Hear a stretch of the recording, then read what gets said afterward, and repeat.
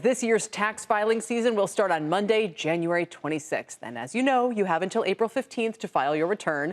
This month is January, but it's also a good time for retail investors to plan how to minimize the tax hit and increase the value of your portfolio. It's an overlooked aspect. It's like the huge aspect of all of the stuff we talk about. Sharon Epperson is here with more on what people should consider. And there have been so many changes this year, right? There have been a lot of changes, and it's so important to think about what you can control in light of your investments with uncertainty in the markets and all of that. And the first thing that you should be doing is taking a look at your tax advantage accounts. And there have been changes for 2026, an increase in what people can do in terms of contributing to tax advantage accounts like your IRA or your 401k. So the first thing is to look at the increase that we're seeing there. We're seeing about $7,500 is now the maximum that you can put into an IRA. That's a regular IRA or a Roth IRA. And if you're 50 or older, you can do a catch-up contribution of up to $1,100. Now, of course, when you're talking about Roth IRAs that a lot of folks like to do, there are income limits. But for people who are just starting out investing and just starting out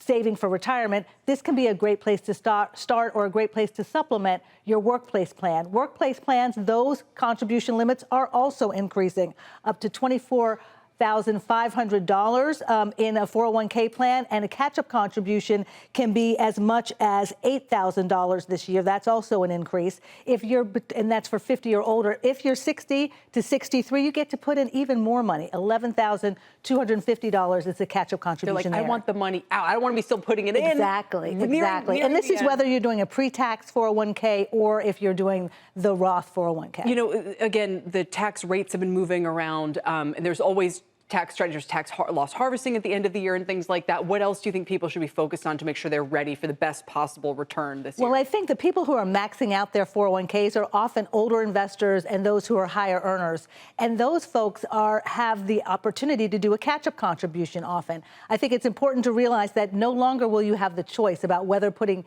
that catch-up contribution using pre-tax dollars or after-tax.